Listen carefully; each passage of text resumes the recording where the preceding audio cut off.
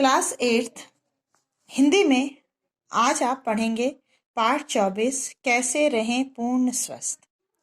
लेखक हैं doctor S.C. पुरोहित।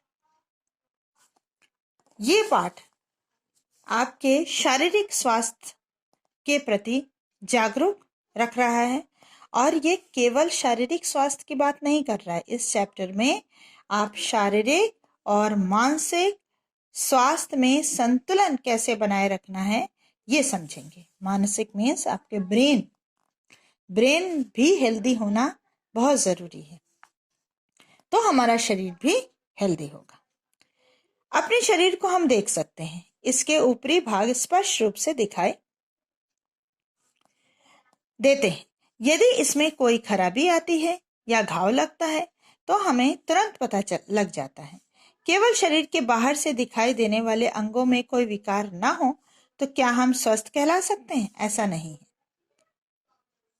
शरीर के आंतरिक अंग जैसे हृदय, वृक्क मीन्स किडनी, पाचन तंत्र, आपके इंटेस्टाइन्स, कंकाल, मस्तिष्क आदि का ठीक तरह से कार्य करना भी स्वस्थ रहने के लिए आवश्यक है। यदि शरीर के आंतरिक अंगों में कोई खराबी हो तो बुखार, दर्द आदि अस्वस्थता के कई लक्षण, बुखार जो है, फीवर जो है, वो केवल लक्षण है कि आपके शरीर में कुछ अलग सा हुआ है, उभर आते हैं और हमें अनुभव होता है कि हम स्वस्थ नहीं हैं। एक्सरे, सोनोग्राफी और कई अन्य परीक्षणों के माध्यम से हमें शरीर के भीतरी अंगों के ठीक तरह से कार्य करने अथवा न करने के बारे में पता चलता है। शारीरिक रूप से स्वस्थ रहने के लिए शरीर के आंतरिक एवं बाह्य अंगों का स्वस्थ रहना अनिवार्य है। इस पैराग्राफ में लेखक कह रहे हैं कि बाहरी कुछ होता है तो हमें दिखता है, उसमें हम दवाई वगैरह लगा लेते हैं, चोट लगती है, घाव होता है, दवाई वगैरह लगा के ठीक कर लेते हैं। और बाहरी अगर ठीक है तो जरूरी नहीं कि हम स्वस्थ हैं, हमारा अंदरूनी हिस्सा भी स्वस्थ होना चाहिए। जब अंदरूनी हिस्से जो कि आपके इंटरनल ऑर्गन्स हैं उसमें कुछ गड़बड़ी होती है तो बुखार आता है, ये लक्षण है, या फिर वॉमिट होता है, कुछ भी, तो हम जल्दी से डॉक्टर के पास जाते हैं क्योंकि हम अस्वस्थ फील करते हैं। और तब एक्सरे, सोनोग्राफी वगैरह से टेस्ट करने पर हमें पता चल जाता है कि हमारे उन अंदरूनी अंगों में अंग ठीक है या नहीं, और उसका इलाज शुरू हो जाता है। शारीरिक रूप से स्वस्थ अनुभव होने पर भी कभी कभी हम समस्या आने पर समाधान ढूंढने में कठिनाई का अनुभव करते हैं। अगर हम हेल्दी हैं तब भी जब प्रॉब्लम आ जाती है तब हम नर्वस हो जाते हैं, घबरा जाते हैं। ये किसके लक्षण हैं? कभी कभी ऐसी परिस्थिति भी बनती है जब छोटी सी समस्या का समाधान नहीं मिलने पर हम परेशान हो जाते हैं। कुछ लोग बड़ी समस्या का समाधान भी कम समय में ढूंढ निकालते हैं। इन सब के पीछे कारण होता है उनका स्वास्थ्य जो बुद्धि से संबंधित होता है, मेंटल हेल्थ। जो मेंटली हेल्दी होता है वह प्रॉब्लम्स बहुत आसानी से सॉल्व कर लेता है। यह बौद्धिक या मानसिक स्वास्थ्य के नाम से जाना जाता है।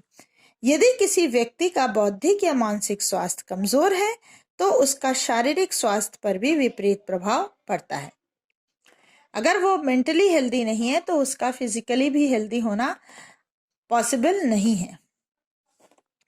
कोई बुद्धिमान व्यक्ति शारीरिक रूप से स्वस्थ होते हुए भी ऐसी परिस्थिति का सामना करता है जब उसके द्वारा किए गए कार्यों का परिणाम जैसा उसने सोचा है उसके विपरीत आता है।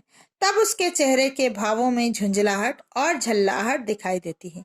कोई इंटेलिजेंट भी है और वह हेल्दी भी है शारीरिक रूप से, लेकिन जब कोई काम वो करता है और उसका जो रिजल्ट है वह जस्ट उसके विपरीत आता है, उसने बहुत अच्छे से किया है लेकिन उसका रिजल्ट जो है वो उतना अच्छा नहीं आता, उतना अच्छा क्या, बहुत खराब आता है, तो वह झुंझला जाता है, उसके चेहरे पर झल्लाहट दिखाई देने लगती है। ऐसी अवस्था में छोटे छोटे कार्य करने में भी वह कठिनाई का अनुभव करने लगता है। तब उसका मन किसी कार्य में नहीं लगता है, तब वो आपके छोटे छोटे कार्यों में भी परेशानी का अनुभव करने लगता है और गलत निर्णय लेने की संभावना बढ़ती है। जब उस पर प्रेशर, दबाव बनता है ना कि उसने अच्छा करने के बावजूद उसका रिजल्ट अच्छा नहीं है तो वो दूसरे काम भी गड़बड़ करने लगता है। क्या इस प्रकार के व्यक्ति जो शारीरिक और मानसिक रूप से अस्वस्थ होते हैं पूर्णतया स्वस्थ माने जा सकते हैं? मनुष्य तभी पूर्ण रूप से स्वस्थ हो सकता है जब परिस्थितियों का आत्मविश्वास के साथ सामना करे और भावनात्मक रूप से विचलित न हो। जो भी परिस्थिति है उसका आपको डटकर सामना करना पड़ेगा। कैसे? अपने आत्मविश्वास के साथ, अपने कॉन्फिडेंस के साथ, और भावनात्मक रूप से जो इमोशनल है, इमोशनली बैलेंस्ड होना चाहिए। हर्ष, शोक, क्रोध, ईर्ष्या, द्वेष, प्रेम, वात्सल्य, दया, करुणा, भय, आश्चर्य, ये सारे फीलिंग्स हैं मन के, आपके क्या बोले कि जो भावनाएं हैं, यदि मन में उत्पन्न होने वाली भावनाएं मानी जाती हैं, ये भावनाएं हमारे मन में स्थायी रूप से निवास करती हैं। ये परिस्थिति वश प्रबल व शांत होती रहती हैं। जब जैसी परिस्थिति है ये सारे हमारे मन में रहते हैं, भावनाएं हैं, फीलिंग्स हैं, लेकिन वह जैसी सामने परिस्थिति या घटनाएं होती हैं वह उभर कर बाहर आती हैं या फिर शांत रहती हैं। इच्छानुसार परिणाम प्राप्ति पर हर्ष होता है और विपरीत परिणाम प्राप्ति पर क्रोध, निराशा व हताशा उत्पन्न होती है। इन भावनाओं से हमारा स्वभाव निर्मित होता है और यही भावनाएं जब हम दिखाते हैं तो हम किसी को बोलते हैं ये क्रोधी है, ये बड़ा शीतल है, ये शांत है। ये उसके स्वभाव पर डिपेंड करता है और ये भावनाएं हमारे स्वभाव को बनाती हैं। सफलता अर्जित करने के लिए मनुष्य का शारीरिक और मानसिक स्वास्थ्य के साथ भावनात्मक स्वास्थ्य भी अच्छा होना चाहिए। संयम एवं धैर्य अच्छे भावनात्मक स्वास्थ्य के सूचक होते हैं जो पूर्ण स्वस्थ रहने के लिए भावनाओं के वेग को नियंत्रित करते हैं। आपके इमोशनली बैलेंस्ड होना, इमोशनली टूट जाना, थोड़ी सी चीज में बहुत ज्यादा खुश हो जाना या बहुत ज्यादा दुखी हो जाना, रोने लगना, ये मेंटली आपके भावनात्मक इमोशनल इम्बैलेंस के लक्षण है। ये नहीं होने चाहिए। भावनाओं के वेग को नियंत्रित करना जरूरी है। भावनात्मक एवं मानसिक स्वास्थ्य का शारीरिक स्वास्थ्य पर गहरा प्रभाव पड़ता है। तनाव, चिंता आदि से पेट में अम्लता, जो हमेशा टेंशन लेता है उसे एसिडिटी होती है, अल्सर होता है, हार्ट का रोग होता है, सिर दर्द होता है और थकान भी होती है। अत्यधिक खुशी या दुख मिलने पर व्यक्ति के हृदय पर गहरा प्रभाव पड़ता है। ये भी सुना होगा। कभी कभी तो हृदयाघात से मृत्यु भी हो सकती है। बहुत ज्यादा खुशी मिलने पर भी हार्ट में असर पड़ता है और दुख मिलने पर भी असर पड़ता है और कभी कभी हार्ट फेल भी हो जाता है। क्रोध, ईर्ष्या, द्वेष आदि से रक्त दाब बढ़ जाता है तथा शरीर में हार्मोनों का असंतुलन हो जाता है जिससे कई विकार उत्पन्न हो जाते हैं। क्रोध, कुंठा आदि से कार्य करने में गलतियां होती हैं तथा कार्य से अरुचि होने लगती है। क्रोध जिसके अंदर है, ईर्ष्या, द्वेष जो स्वभाव में है, उससे आपका हाई प्रेशर होता है और हार्मोनल इम्बैलेंस भी होता है और इनसे आपके काम करने में भी मिस्टेक्स होती हैं, गलतियां होने लगती हैं जो भी आप काम करते हैं। मानसिक शांति के लिए किए गए प्रयासों यथा योग, अगर मेंटली आप वरिड हैं, परेशान हैं, तो ये रास्ते हैं हमको मानसिक शांति बनाए रखने में और मेंटली हेल्दी भी बनाता है। योग, ध्यान, प्राणायाम आदि से कई रोग दूर हो जाते हैं। इनमें अस्थमा, हार्मोन से उत्पन्न रोग, रक्तदाब आदि को नियंत्रित किया जा सकता है। भावनात्मक स्थिति सबल होने से व्यक्ति अपने मानसिक योग्यता का अधिकतम उपयोग करने की स्थिति में होता है। अगर मेंटली हम स्ट्रांग हैं, इमोशनली स्ट्रांग हैं, तो हम अपना 100% दे सकते हैं काम में। इससे मस्तिष्क की शरीर के विभिन्न अंगों को सही समय में उपयुक्त संदेश देने व लेने की कार्यकुशलता बढ़ती है और उद्देश्य प्राप्ति में सहायता मिलती है। स्वस्थ व्यक्ति वही होगा जो नकारात्मक भावनाओं यथा क्रोध, ईर्ष्या, द्वेष, तनाव, चिंता, अहंकार, निर्दयता, डर आदि को त्याग कर संतुलित व्यवहार करें और चिंता तनावों से दूर रहकर साहस के साथ अपने जीवन की समस्याओं का सामना करें।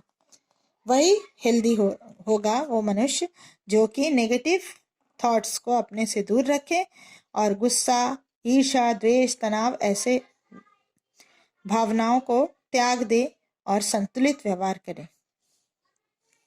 पूर्ण स्वस्थ व्यक्ति भावनात्मक रूप से परिपक्व माना जाता है। वह जल्दी में कोई दिशाहीन कदम नहीं उठाता, छोटी छोटी बातों का मन पर बोझ रखकर अपने लक्ष्य से नहीं भटकता, छोटी छोटी बातों को अपने मन पर नहीं रखता तथा उन बातों के लिए भी चिंतित नहीं होता जो उसके क्षमता के बाहर है। भावनात्मक रूप से परिपक्व व्यक्ति अपनी भावनाओं पर नियंत्रण का विवेकपूर्ण कार्य करता है।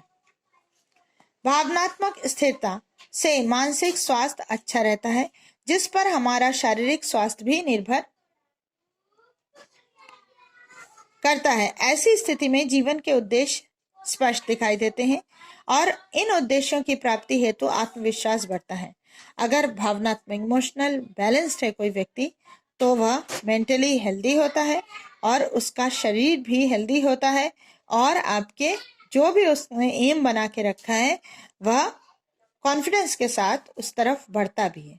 उद्देश्य प्राप्ति के मार्ग में आने वाली कठिनाइयों की पूर्ण जानकारी होती है तथा उनके हल पहले से ही सोचे जा सकते हैं।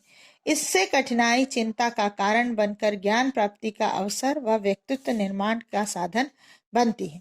प्रतिदिन के तात्कालिक उद्देश्यों के साथ साथ जीवन के दूरगामी उद्देश्यों को समझना सफल जीवन के लिए आवश्यक है। जीवन में संतोष व और आनंद तब प्राप्त होता है जब हमें यह सतत ज्ञान होता है कि प्रतिदिन के तात्कालिक लक्ष्यों की प्राप्ति हमें जीवन के दूरगामी उद्देश्य की ओर ले जा रही है। डेली जो हम काम कर रहे हैं, डेली छोटे छोटे स्टेप से हमें बड़े लक्ष्य को पाने में सफल बनाते हैं। अगर कोई बड़ा कुछ बनना चाहे तो उसे रोज पढ़ना पड़ेगा। आज इसे, ये सिंपल एग्जाम्पल है। कुछ बड़ा कुछ करने के लिए आपको डेली एक लक्ष्य निर्धारित करके काम करना पड़ेगा। सफल जीवन के दूरगामी उद्देश्यों की ओर हमारी दृष्टि लगातार बनी रहे और निरंतर उसी ओर बढ़ते रहने से संतोष का अनुभव होता है। तब हम सेटिस्फाइड भी होते हैं कि हमने इतना सीख लिया है या हमने इतना कर लिया है। रहे तो विशेष आनंद की अनुभूति होती है। यह अच्छे आध्यात्मिक स्वास्थ्य की स्थिति होती है। अभी तक भावनात्मक स्वास्थ्य पढ़ रहे थे, मानसिक स्वास्थ्य पढ़ रहे थे, अब आध्यात्मिक स्वास्थ्य। योग क्रियाएं, संतुलित आहार, सदाचार और सकारात्मक सोच संपूर्ण स्वास्थ्य के आधार होते हैं। ऐसे व्यक्ति को सफलता के पीछे भागने की आवश्यकता नहीं होती है, बल्कि सफलताएं उसकी प्रतीक्षा करती हैं। स्वास्थ्य के ये आयाम एक दूसरे से जुड़े रहते हैं। विश्व स्तर पर अब माना जाने लगा है कि अच्छा आध्यात्मिक स्वास्थ्य भावनात्मक संवेगों को नियंत्रित करता है, जिससे शारीरिक व्याधियों पर नियंत्रण पाया जा सकता है। फर्स्ट इंपॉर्टेंट है, मोस्ट इंपॉर्टेंट क्या है? आध्यात्मिक स्वास्थ्य, जो कि संयम से आता है।